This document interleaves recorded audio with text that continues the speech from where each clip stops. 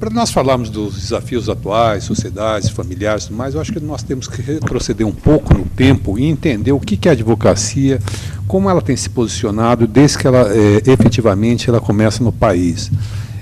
Nós estamos quase fazendo 200 anos já de advocacia no país, 200 anos de faculdade de Direito, nós estamos nos aproximando rapidamente dessa data. E é uma data para ser comemorada. Mas como é que nasce a advocacia no Brasil? Bom, durante o Brasil colônia, vocês me permitam fazer uma breve regressão, minha ideia hoje é 3 pontos, basicamente. Apresentar um histórico, fazer uma pequena evolução do que tem sido a advocacia ao longo desses 500 anos de advocacia no Brasil.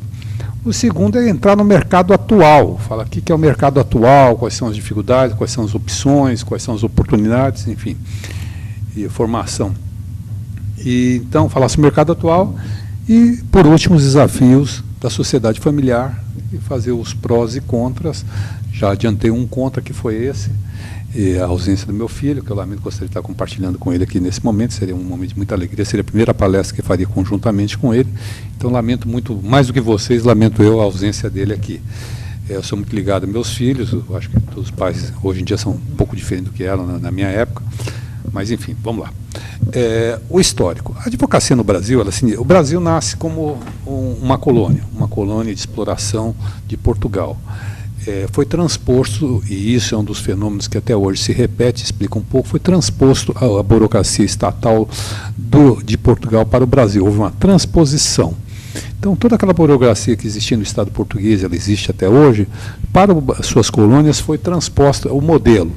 Então, durante 300 anos, aproximadamente, 300 e poucos anos, até a independência do Brasil, o Brasil era uma colônia de exploração, não uma colônia de povoamento, o que explicava as capitanias hereditárias, as grandes plantações, os latifúndios, a exploração intensiva de mão de obra escrava, o holocausto negro nas Américas, e um conjunto de fatores. Isso se deu até 1800, em 1805, com a vinda da família real portuguesa. Mas antes disso, nesse período que vem do descobrimento, povoamento, até a vinda da família real, o que vigia no Brasil, primeiramente, eram as ordenações manuelinas e depois as ordenações filipinas. Filipinas vem de Filipe, Manuel vem de Manuel. Então foram reis de Portugal que criaram códigos e que aqui colocaram. As famílias mais proeminentes do Brasil colônia, que quisesse ter um filho seu bacharel, advogado, desembargador, essas famílias mandavam seus filhos estudar em Coimbra. Coimbra é uma universidade situada, uma faculdade de Direito muito tradicional, situada em Portugal. Eu tive a oportunidade não de estudar, mas de conhecer a faculdade. É uma beleza arquitetônica muito grande, tem uma biblioteca maravilhosa chamada Joaninha, onde você fica de boca aberta com aquele patrimônio cultural que eles têm. Os bacharéis usam uma capa preta e quando se formam, quando eles entram, usam uma boina, é uma espécie de boina, é um gorro assim, vermelho, de cor vermelha, e quando se formam eles ganham uma cartola vermelha. Eu ganhei uma, como já era formado, me deram uma cartola vermelha, eu tenho essa cartola até hoje lá no escritório, e o pessoal disse que um dia foi um amigo lá, um advogado, tirou uma foto, eu estou orgulhoso com a cartola de Coimbra, me achando formado por Coimbra, e ele disse que parecia aquele cara da fábrica de chocolate, não sei o nome do... Willy Wonka, isso, exatamente, que eu estava com mais cara de Willy Wonka. Bom, quando a Revolução Francesa nesse panorama é uma coisa muito importante, porque ele cria os ideais de liberdade, igualdade e fraternidade. Esses ideais criados, trazidos pela Revolução Francesa, fazem com que o francês, a Revolução Francesa, a revolução que vai da queda da Bastilha, 18º Brumário, com a ascensão de Bonaparte ao poder, mas faz com que os franceses se sintam obrigados, ou creem na missão de transmitir ao mundo seus ideais revolucionários. Assume o ditador Bonaparte, Napoleão Bonaparte, que é elevado depois à categoria de imperador, se coroado imperador, e ele começa a fazer as guerras napoleônicas, e isso explica, havia uma aliança entre a Inglaterra e Portugal, e isso explica, resumidamente, a necessidade de vir a família real para o Brasil. A família real aporta aqui no Brasil, traz toda a corte, mais de 10, 20 mil pessoas vêm, e se estabelece aqui. Mas o Brasil colônia não podia ser a sede do Império, não podia ser mais colônia. Então o Brasil é levado à categoria de reino, Reino Unido, Portugal, Algarves, e a família real aqui convive. Retorna parte da família real e fica aqui o príncipe regente. E olha só que coisa extraordinária. Começa a haver um movimento independencista aqui no Brasil, fruto de um conjunto de coisas, e a própria família, Brasil se separa de Portugal. Mas o próprio filho da família, que foi Dom Pedro I, que todos nós conhecemos através dos livros escolares, ele se proclama imperador do Brasil, o primeiro imperador do Brasil, ou seja, negócios em família. A família portuguesa, depois ele regressa a Portugal, ele vira rei de Portugal, Dom Pedro V, sua filha também ele abdica, né, Dona Cristina, e ela vira imperatriz de Portugal. Ele acaba sendo morto numa batalha, numa das guerras de Portugal naquele período. Mas o fato é o seguinte, embora os estados tenham se separado, a família real portuguesa ainda continuava mantendo o domínio tanto de um reino quanto de outro. Isso é bastante extraordinário, parece que passa um pouco desapercebido pela gente. Bom, declarada a independência, há necessidade da formação do Estado Nacional Brasileiro. O Estado Nacional Brasileiro ameaçava se desagregar com uma série de guerras no Sul, guerras no Pará, uma série de guerras, e era necessária a montagem de um Estado nacional. A montagem desse Estado nacional se deu a partir de algumas medidas, entre elas a formação de uma burocracia, de uma elite burocrática para dirigir esse Estado. Era muito caro importar mão de obra, era necessário. Então, um decreto imperial determina, em 11 de agosto de 1827, a formação dos cursos jurídicos, fundando em Olinda, no norte do país, e em São Paulo, as duas primeiras faculdades de direito do país. Já existia a faculdade de medicina na Bahia, mas a faculdade de direito não existia. E a vocação dessa faculdade de direito era formar uma burocracia para servir ao Estado. Agora pergunta-se, o Rio de Janeiro era a sede do Brasil colônia, do Brasil Império, desculpe. Por que fundaram tão longe, se uma viagem de Santos a São Paulo demorava 7 dias, daqui ao Rio demorava 2 meses? Por que tão longe foi fundada uma faculdade de direito? Evidentemente, as elites portuguesas, que eram umas elites muito experimentadas, elas temiam a possibilidade desse centro intelectual de São Paulo irradiar ideias iluministas, como foi o caso, por exemplo, quando foi em Confidência Mineira, que foi liderado basicamente por setores maçons, setores desembargadores, enfim, pessoas que eram formadas em Coimbra. Então, a inteligência que surge junto à universidade era muito temida, o conhecimento era muito temido. Então, melhor do que nunca era botar esse conhecimento afastado do centro de poder. Isso tanto é verdadeira essa afirmação que eu estou falando, que os movimentos que levaram à queda do Império, como a abolição e a própria proclamação da República, foram levados por advogados. Foram conspirados por advogados, em aliança com alguns setores da sociedade, é verdade, mas foram levados por advogados.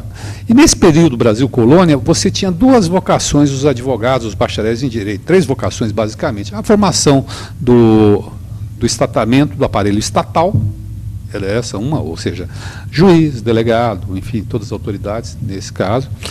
Ser advogado, está advogando, ou a formação acadêmica. Basicamente era isso. E destaca-se nesse período, eu gostaria de falar 3 grandes advogados que se destacam nesse período. Um é evidente, que não pode deixar de ser nunca mencionado, que é o padroeiro da advocacia brasileira, que é Rui Barbosa, que se engaja na luta abolicionista. O outro é um ex-escravo, filho de um nobre, de um português com uma certa nobreza, que teve filho com uma escrava e é vendido pelo seu pai aos 10 anos como escravo. Ele compra a sua própria liberdade e passa e estuda e se torna um rábula. Rábula é uma categoria de advogado que não tem diploma. Naquela época era permitido. Em alguns países africanos a tradição de rábula ainda é permitida, como por exemplo Angola. Você não precisa ter diploma de advogado, mas se você tiver um conhecimento, você pode. Esse advogado a quem eu me refiro é Luiz Gama. Ele foi o advogado, ele, quando morreu em São Paulo, ele morreu 5 anos antes da libertação, e não assistiu a Lei Áurea, não assistiu à libertação dos escravos, e as ruas de São Paulo foram tomadas por 3 dias por cortejos fúnebres pelos escravos, então, que aqui viviam. Ele foi um advogado extraordinário, um homem de uma habilidade técnica muito grande. Rui Barbosa, eu acho que dispensa qualquer comentário, seria desnecessário fazer qualquer comentário em relação a ele. Um terceiro advogado é o conselheiro Ribas. E o que há de extraordinário no conselheiro Ribas? O conselheiro Ribas, ele faz um estudo, ele foi um professor do Largo São Francisco, ele faz um estudo sobre a burocracia estatal. Se você ler esse estudo do conselheiro Ribas, eu tive a oportunidade na universidade de estudar isso, em sede de doutorado, ele antecipa a Van La Lettre 50 anos que Max Weber diz sobre a formação do aparelho estatal. Então, ele é uma pessoa que antecipa uma tendência muito grande. 50 anos. Ele tem uma contribuição teórica muito grande. O curso dele foi um curso transformado e hoje analisado, é visto, e é impossível que Max Weber tenha estudado ele, dado que não tem tanta repercussão, mas a Van La Lettre, o conselheiro Ribas, é uma pessoa que eu sempre gosto de destacar. Essa era a advocacia, vamos dizer, que existia no Brasil Império. Uma advocacia engajada, politizada, que lutava. Aliás, toda a história do movimento, toda a história do Brasil é pautada por advogados lutando em prol da liberdade. Todos os momentos vocês vão ver isso, verão isso. Nós, avançando um pouco aí, existe um momento de ruptura. Eu passei o Brasil República, agora a gente entra num período aonde, que é de 1930, há uma luta intensa dentro dos quartéis, uma luta política das elites muito grande, porque é uma transição do modelo. Nós falando do modelo Brasil Colônia, baseado no escravismo, onde os advogados derrubaram esse modelo e implantaram a libertação. Em vindo a libertação dos escravos, claro, foi uma luta popular, uma luta levada pelos escravos, também pelos advogados. Nós transformamos esse modelo econômico. O Brasil cai na dependência da hegemonia britânica, do capitalismo mercantilista. Chegamos em 1930. Em 1930, nós temos a chamada Revolução de 30, onde há uma troca de padrão de modelo econômico. Essa troca de padrão de modelo econômico faz com que o Brasil inicie o seu processo de industrialização. Há uma troca. O Brasil era um país, essencialmente um país de commodity rural, commodity agrícola, ele se transforma.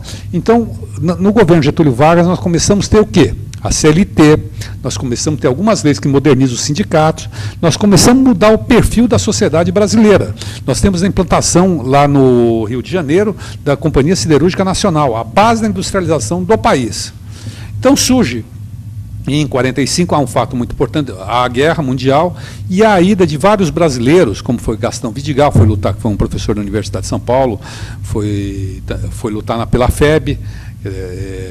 Há também um advogado muito importante, proeminente, que vai trabalhar, dominava o inglês, vai trabalhar na Inglaterra, que se chama Pinheiro Neto, se chamava porque é falecido, e eles trazem para o Brasil, essas pessoas que tiveram contato, trazem para o Brasil um novo modelo de advocacia, passa a ser um modelo empresarial. Pinheiro Neto é um pioneiro, ele trouxe um modelo empresarial de explorar a advocacia.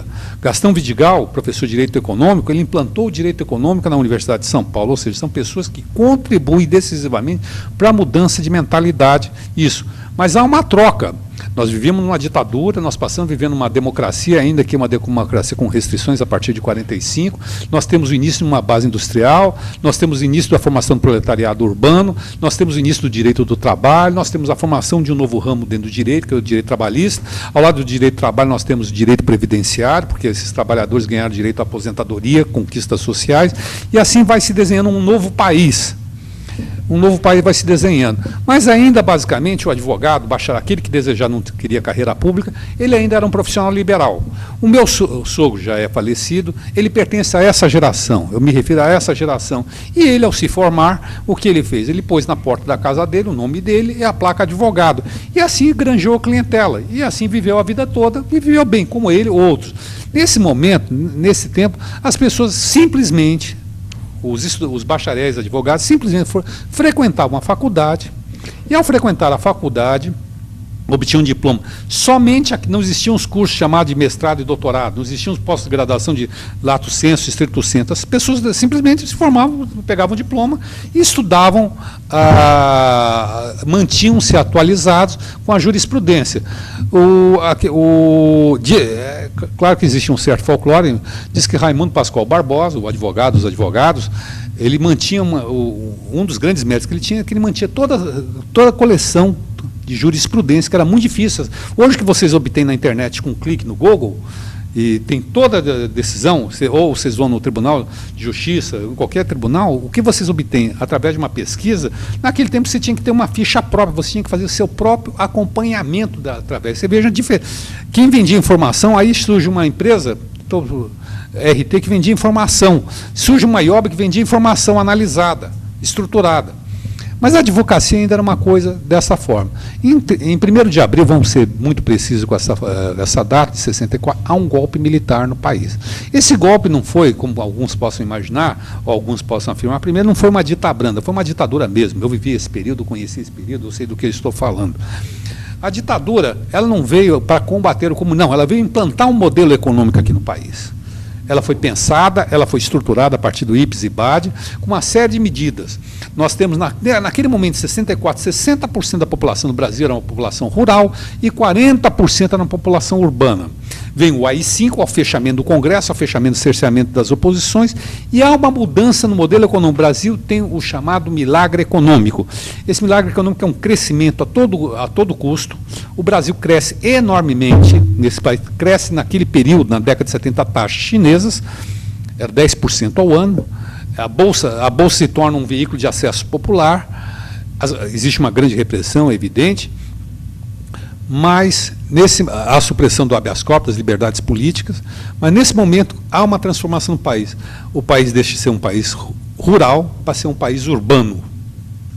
Então, eu nasci em São Paulo, e de São Paulo fui morar um período em Minas.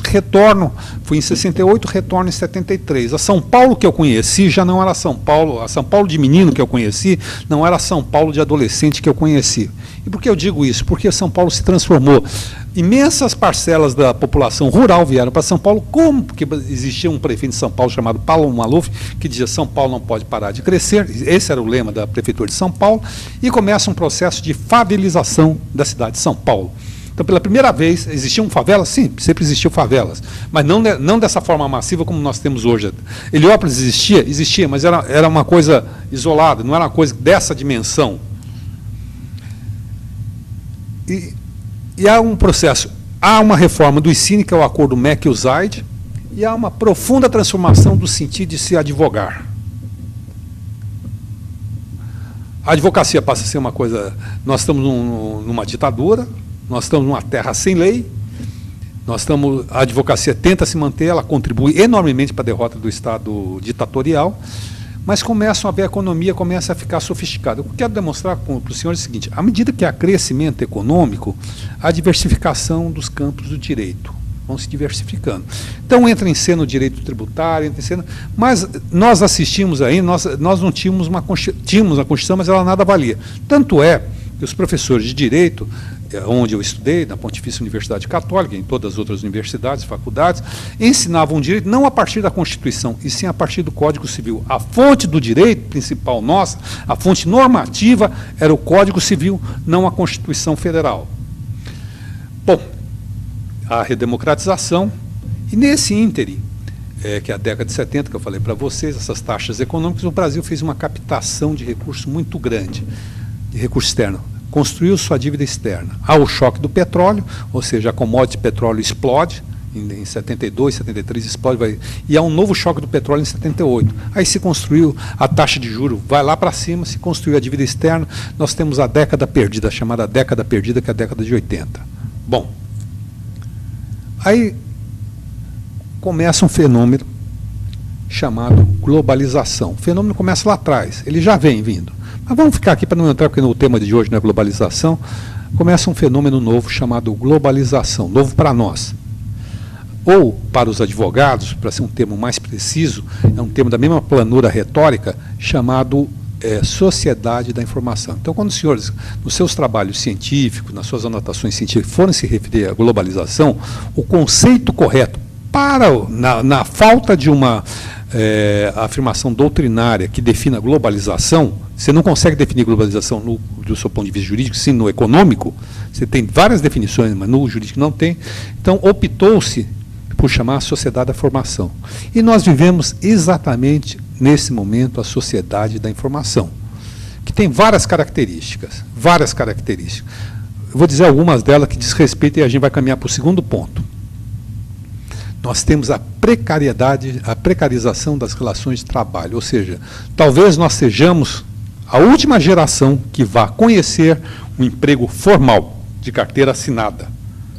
Porque a maioria das pessoas hoje acabam criando formas de não trabalharem sob vínculo empregatício, não terem funcionários, porque é um custo muito caro. Não é o custo previdenciário que é caro, é o custo de você manter um escritório ou uma empresa com pessoas dentro. Tanto é que o banco tudo faz para que os senhores não compareçam às agências bancárias, façam tudo pela internet, tudo naquelas máquinas eletrônicas. O banco faz tudo para isso, porque quanto menos pessoas tiver na agência, mais barato para ele vai ser. Então, a precarização das relações de trabalho, essa é a primeira coisa. Segunda, acentuada informatização nas relações. O que é isso? Quando eu comecei meu escritório, eu trabalhei durante 10 anos em escritório de advocacia, empresas, de auditoria. Quando eu comecei meu escritório, em determinado momento eu tinha muitos funcionários, muitos. Hoje eu tenho muito menos funcionários. Vocês vão me perguntar, mas você tem menos trabalho? Não, eu tenho mais trabalho hoje em dia. É que a informática, ela ajuda de forma acentuada. Hoje é difícil, cada vez mais difícil, um escritório de médio e pequeno porte ter estagiário. Para que você tem estagiário? Sendo franco, para que você tem estagiário? Nós tínhamos estagiário antigamente para ir ao fórum colher informações, que hoje estão à disposição na internet. Para tirar autos. Mas será que você precisa ter um custo de uma pessoa para tirar autos? Será que essa pessoa também que vai retirar os autos está satisfeita com essa possibilidade de trabalho? Então vocês veem que estão mudando as coisas. Ah, tem o estagiário para pesquisa, mas a pesquisa está fácil hoje, pesquisa de jurisprudência. Aquela pesquisa que o Pascoal Barbosa, eu disse aos senhores, tinha aquelas fichas, aquele calendário de fichas, não tem mais, não precisa. Você tem na internet tudo isso muda tudo. Então nós temos a precarização, a acentuação da informatização, concentração em monopólios, nós temos uma concentração, ou seja, existem grandes escritórios que se concentram cada vez mais, que também se repartem cada vez mais, e existe um nicho de mercado, que é nesse nicho de mercado que a gente se situa, que é a chamada advocacia de boutique. Então vamos passar para o segundo ponto. Eu quis fazer essa explicação ao senhor para saber aonde nós estamos. Estou controlando aqui a hora que fui assaltado como cidadão de São Paulo, já dei minha contribuição à criminalidade, fui assaltado, estou sem relógio, então controlo aqui, não estou pelo celular. Qual é o mercado de trabalho hoje em dia que existe? Bom, o mercado de trabalho que nós temos, basicamente eu diria o seguinte: primeiro, mercado de trabalho que hoje existe uma componente muito forte, que as pessoas estão se dedicando muito, concurso público. As pessoas estão se dedicando por demais a isso. Demora-se, em média, hoje, dependendo, claro, de cada candidato, da pessoa, do método e tudo mais, de 2 a 4 anos para se passar no concurso público. Concurso público não é exame de OAB. Exame de OAB é exame meramente, você atingiu um número de pontos X, você obteve seu direito a ter a carteira. Esse não é exame. Concurso público é concurso de alcançar pontos. Você tem que fazer a magistratura, Ministério Público. São carreiras. E o que as pessoas se sentem atraídas para ir para essas carreiras? Primeiro, independência financeira, estabilidade. Você não vai ser mandado embora. Então, esse negócio de precarização das relações de trabalho não existe. Então, a pessoa quer fazer concurso, quer ter estabilidade, quer ter rendimento, quer ter uma aposentadoria, que hoje, contrariamente a toda a tendência mundial, a aposentadoria no setor público é melhor que a aposentadoria no setor privado. E as pessoas se sentem... E também tem aquelas pessoas vocacionadas que querem ser autoridade, enfim. Esse é um grosso hoje. Se você vai em muitas faculdades, eu dei aula, em muitas faculdades as pessoas têm essa visão de fazer concurso público. É muito.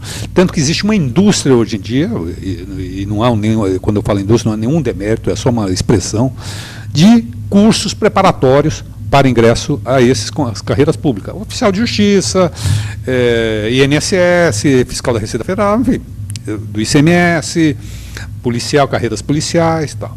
Esse é um grande mercado. Um segundo mercado que existe é a empregabilidade. O cidadão se forma, fez estágio, ou ele é aproveitado dentro do próprio escritório de advocacia, ou ele entra em outro escritório de advocacia. Quais são os senões dessa opção? Primeiro, que o mercado é muito estreito. É muito, muito, muito estreito. É muito difícil. Nos grandes escritórios é uma luta de você chegar a estagiário, sair do topo da base, a chegar a ser sócio de um escritório. Por quê? Porque do mesma forma que as mesmas coisas que um escritório pequeno passa, eles passam em grande escala. E há um terceiro mercado, que é você ser um advogado autônomo. Você pode, nesse advogado autônomo, você pode fazer alguns tipos de sociedade. Você pode se unir com colegas e formar uma sociedade de participação, ou seja, eu tenho 50%, você tem 50%, a gente divide. Geralmente, minha experiência, eu vou dizer aos senhores, não funciona entre advogados, isso é muito ruim, não tem funcionado.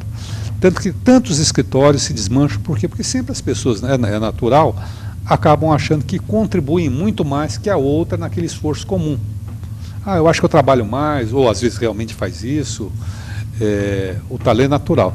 Há um segundo tipo de sociedade, que chama sociedade entre os advogados, sociedade de despesas. Essa é muito comum. Ou seja, vocês se formam, nós nos formamos aqui e falam assim, vamos alugar um imóvel? Vamos chamar Sampaio, Duarte, não sei o quê, não é? Todo mundo, cada qual paga a sua despesa. Isso é muito comum e me parece ser de tudo isso a mais justa. Ou seja, eu pago a despesa que eu tenho, eu ocupo um escritório, eu pago 50%, ele ocupa 20%, aquele senhor 10%, cada um paga na proporção. Tem uma secretária comum, repartimos despesa, repartimos aluguel, enfim. Essa sociedade, chamada sociedade de despesa, ela tem, na advocacia, ela tem sido, na advocacia não empresária, fora esse grande circuito chamado Pinheiro Neto, esses grandes escritórios, ela tem sobrevivido, tem feito bastante. E há uma outra, essa que é o motivo da nossa palestra, é a sociedade familiar. Ou seja, você tem um filho advogado, um filho que se forma em direito, e o caminho natural dele é vir trabalhar com você. Eu não pertenço a uma família de advogados. A mãe do meu filho, sim. Meu sogro, que era falecido, era advogado, ela é advogada e meu filho é advogado. Então, estamos na terceira geração. Eu, quando me formei, não tinha ninguém na minha família que era advogado. Hoje em dia, parece que com a proliferação de faculdade de direito, o negócio tomou um rumo que todo mundo é advogado, fica até enjoado. Você faz o quê? Faz direito. Todo mundo faz direito. Hoje, eu já formei, estou exame de ordem. É muita gente, não cabe tanta gente assim, sendo honesto. Bom, a sociedade, por que você se junta em sociedade? Na advocacia, há um particular. Vou começar pelo particular, que é na advocacia, e depois eu vou para o geral, que é uma regra. Na advocacia, a tradição é falar muito. A tradição é uma coisa muito simbólica. Por exemplo, o Durso, o pai dele é advogado, o Durso é advogado, o filho é advogado, vários filhos dele são advogados, tem 4 filhos, 3 filhos dele são advogados. Ou seja, há uma geração, há um nome. Várias famílias de juristas, como Malheiros, e outras tantas, eu tenho até medo de citar alguma e me trair, esqueci de citar alguém importante, são formados por advogados. Então, a tradição entre nós é muito importante. O direito é muito simbólico, tem um universo mitológico, imagético, muito forte. Um dia eu fui, e eu vou essa narrativa, um dia fui a sumiram, eu tinha um processo, que era um processo que eu cuidava com muito carinho. Roubaram um volume, só pode ser roubado, furtaram, sumiram, enfim, perdeu-se. Eu fui na corregedoria e não resolvi o assunto. Tal. Aí eu obtive uma resposta um pouco insatisfatória na corregedoria, que o juiz me disse o seguinte: somem 7 processos em São Paulo por semana, no estado de São Paulo. Se a gente fosse correr atrás desses processos, a gente não faria outra coisa. Eu falei, e deve ser feita outra coisa além de você guardar as coisas que são de lição confiada? Não, você resolva isso. Eu falei, tá bom, vou lá resolver. Desci, fui na sala da juíza. Eu já tinha ido a semana toda lá, não eu, mas o pessoal do escritório. Fui na sala da juíza, bati, ela estava com uma senhora lá. E eu falei assim para ela, gostaria de me apresentar, meu nome é Martim de Almeida Sampaio, eu sou conselheiro da ordem e advogado. E eu falei conselheiro porque me ocorreu falar conselheiro, porque eu tinha ido na corregedoria, me apresentado como tal. Falei, não, o senhor é advogado. Falei, como assim? Eu perdi meu cargo? Não, aqui é o senhor, não. Aqui é o senhor advogado. Falou, sou advogado e conselheiro. Começou, advogado, conselheiro, advogado, aquele bate-boca. Aí eu já estava começando a me irritar com a história. Aí eu virei para a juíza e falei assim, a senhora fala tanto, porque me diga, eu vou fazer uma pergunta para a senhora não quer que eu diga que eu seja conselheiro, tá certo?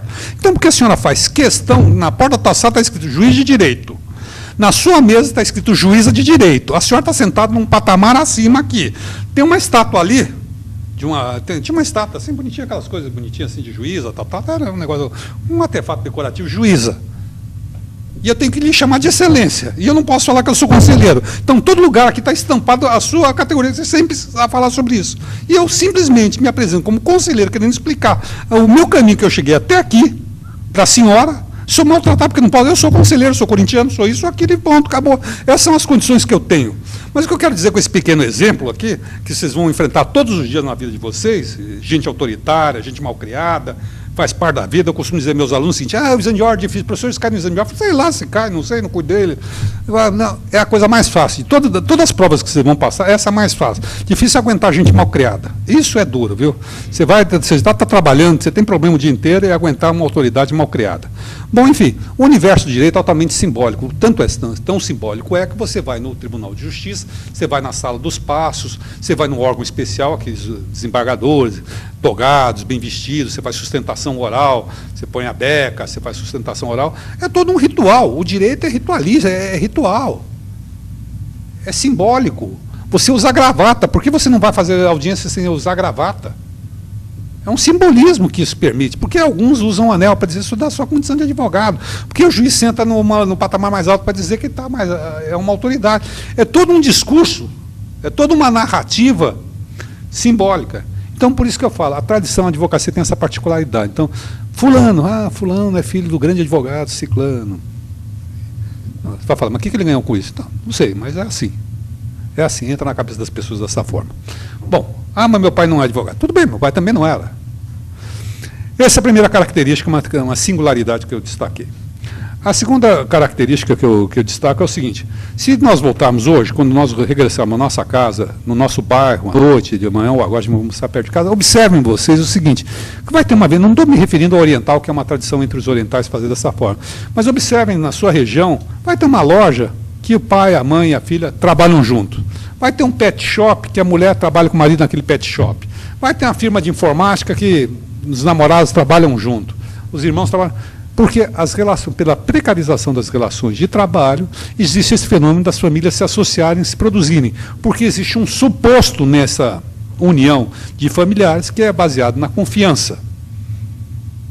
Você confia no seu filho, você confia na sua mulher, você confia no seu irmão, você confia muito mais. Você pode confiar num amigo, mas com certeza você vai confiar muito mais. Você tem um dinheiro, você vai deixar com o seu filho, você sabe que aquele dinheiro ele não vai te roubar, a não ser que seu filho tenha algum outro problema.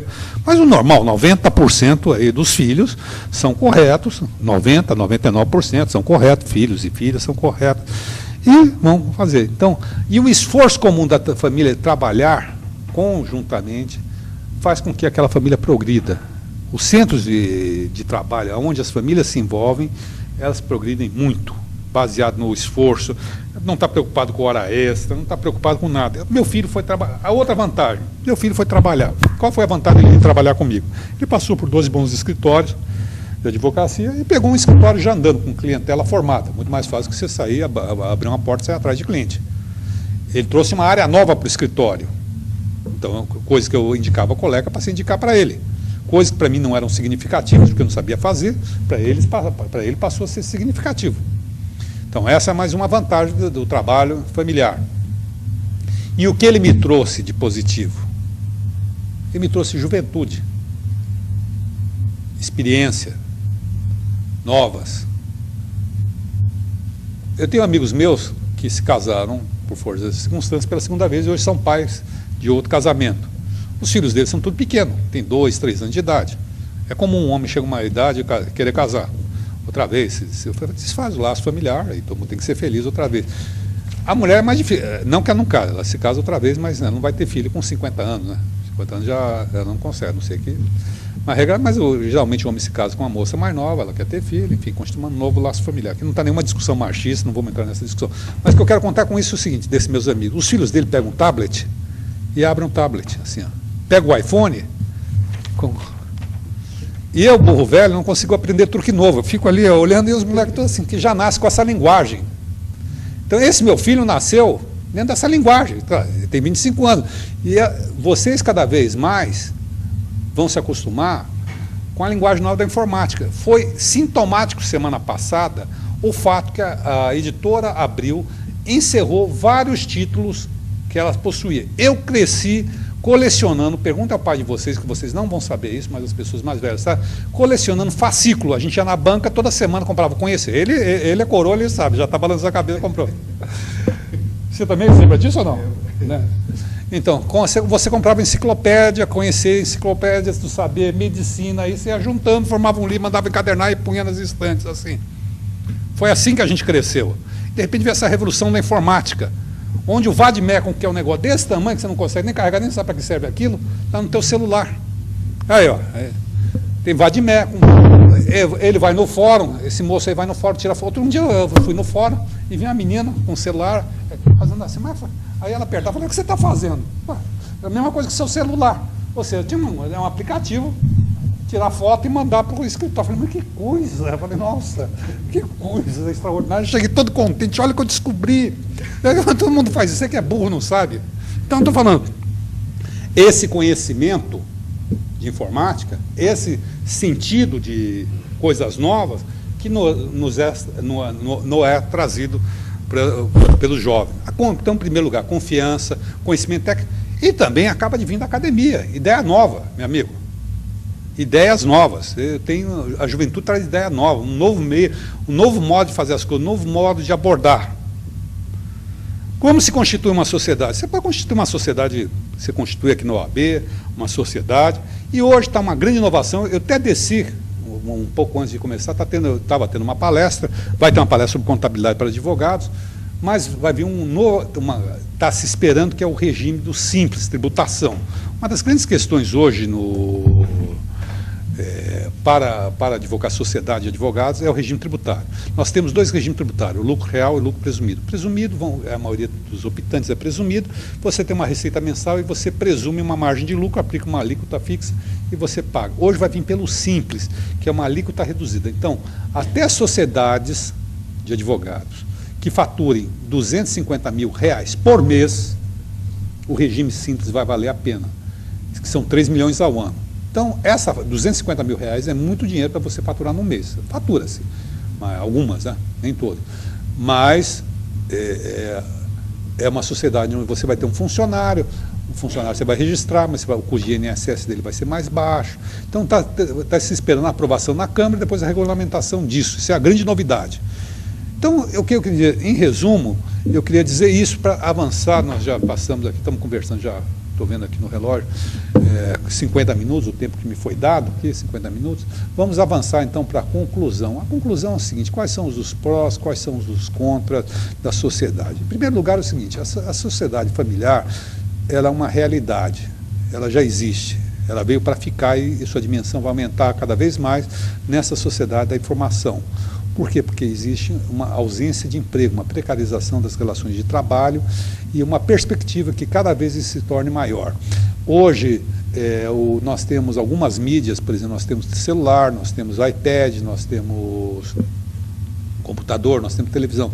Todas essas mídias no futuro vão se concentrar numa mídia única. A TV, a TV como foi concebida, está tendo seus últimos estercos. Nós vamos descobrir uma nova forma de televisão. A televisão, um aparelho de televisão vai ser uma coisa nova. Hoje, alguns carros já tem um equipamento na aviação que é um painel transparente que ele dá as coordenadas para o piloto, as informações. Esse aparelho já existe em carros, por exemplo, a série 7 da BMW, tem esse, você aperta, eu tenho uma Big Ten, eu não tenho esse carro, eu tenho que faturar um pouco mais, para ter bem mais para ter esse carro aí, mas dá informação de distância, frenagem, temperatura, tudo mais e tal. Isso no futuro, toda a convergência dessas mídias vão migrar para aparelhos como esse. Então, isso aqui vai ser uma televisão, isso aqui vai ser um telefone, isso aqui vai ser um iPad, isso aqui vai ser tudo. E, claro, a forma física dele eu não saberia dizer, mas isso aqui vai ser tudo e isso vai mudar bastante coisa. Então, e isso vai provocar um desemprego muito grande, porque cada um será uma célula autônoma de trabalho. Os problemas continuarão sempre a existir, sempre vão continuar a existir. Terceiro lugar, surgem, se a gente está falando de um risco, nós vamos falar das oportunidades, surgem novas oportunidades. Quem vai regular esse espaço midiático aí? Quem vai regulamentar essas disputas nascidas no ambiente de internet? os novos crimes eletrônicos, o direito do comércio eletrônico, a Lex Mercatória. Então, nós temos novos campos que vocês vão ter que trabalhar. Então, se existe risco, existe oportunidade. Então, as pessoas, se vocês forem, se nós formos, quando eu falo vocês, aí estou incluído eu, formos ao mercado de trabalho para preparar ação de despejo, ok, dá para sobreviver, dá. Só que todo mundo sabe fazer ação de despejo. Se a gente não buscar especialização, se nós não buscarmos a especialização, nós não teremos como triunfar nessa profissão. Se lembra lá atrás que eu disse que meu sogro se formou, botou uma placa na porta de casa? Isso já não basta mais. Hoje você se forma, você tem que ir à universidade buscar conhecimentos novos. Então, um mestrado, que era uma opção na década de 70, para aquelas pessoas que tinham um viés acadêmico, hoje mestrado me parece ser uma obrigação, não é, professor? O doutorado já começa a ser uma coisa também, ser uma obrigação intelectual e também acadêmica. Então, vocês têm que buscar, vai ter um investimento pessoal muito grande, de esforço, de dinheiro, de tempo, para buscar uma titulação acadêmica. O título em si não é grande coisa. O que é grande coisa, sim, é o conhecimento que você adquire. Ao redigir uma tese de doutorado, por exemplo, você tem algumas obrigações. A primeira obrigação que você tem é de uma leitura muito intensa. Então, isso, de alguma forma, te transforma num trabalhador intelectual. Não num intelectual, pelo menos um trabalhador intelectual.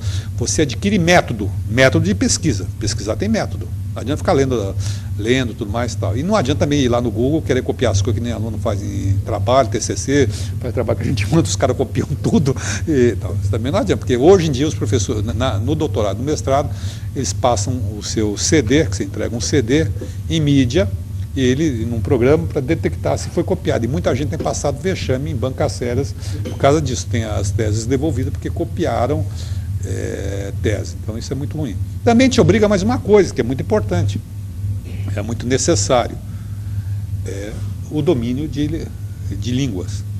Hoje, para você fazer um mestrado, você tem que dominar 2 línguas, português e uma segunda opção, inglês, francês, alemão, espanhol não é aceito.